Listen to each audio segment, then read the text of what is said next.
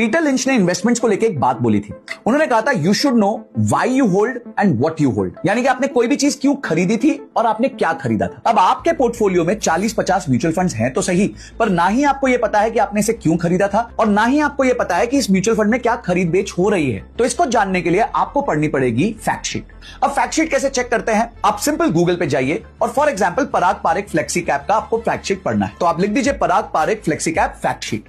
Immediately आपको वो link आ जाएगा, वो लिंक ओपन कीजिए और इस फैक्ट शीट को पढ़ना चालू करिए। फैक्ट शीट में सबसे पहला होता है ऑब्जेक्टिव। ऑब्जेक्टिव का मतलब ये फंड क्यों बना था और किस तरह के लोगों को इसमें पैसा डालना चाहिए।